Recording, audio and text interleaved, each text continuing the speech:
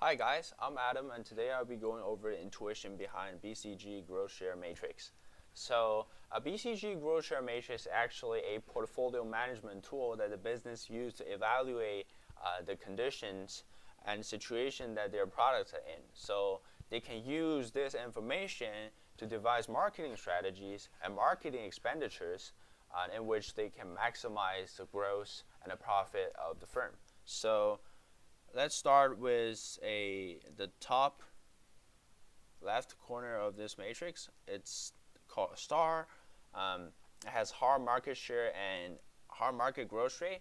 So a star product is usually a newly launched product that is very successful in the new market that the company actually explored. That's most often the case, but it could be other cases as well for sure. But that's the most likely case. So it has a really high market share and it's growing really quickly. So the company would need to aggressively market that product to further increase awareness of this product and also to help the company to build a sustainable advantage in this product. And after a period of time, the star product will usually become a cash cow, meaning that it has the growth rate has slowed down, but it still has a really high market share within the industries or the market.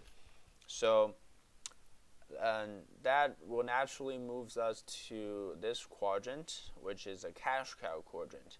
So a typical example of a cash cow product would actually be a Coke for Coca-Cola. So it stabilized over time. It doesn't really have a really high growth rate, mainly because it has been out forever. So, but it's still selling a huge amount of Coke each year. So what Coca-Cola needs to do is it still needs to invest in marketing to make it relevant.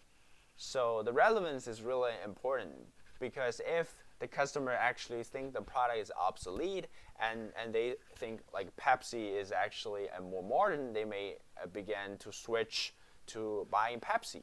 So Coca-Cola doesn't want that to happen, so they will continue to invest in marketing to actually make their brand relevant to our modern life.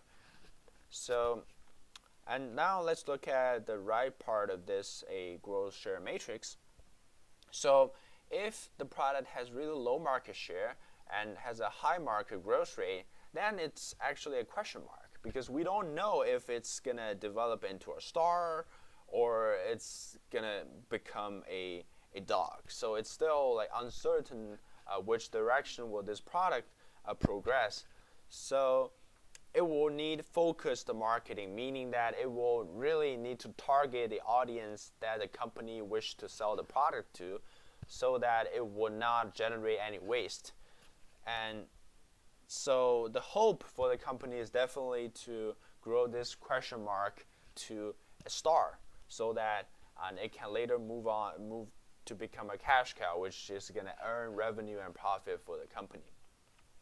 And the last one is the dog, which is an undesirable product situation for the company, meaning that it not only has low market share, it also has a really low market growth rate. So probably what the firm should do is actually just discard the product entirely and spend no marketing on this product because it's not helping you as a company. It doesn't really have a lot of growth prospect as well. So let's look at how do we apply this matrix to a real company, Microsoft. So we're probably pretty familiar with the Internet Explorer. It's really unsuccessful and people will just like delete it every time they forced to install on a computer. And also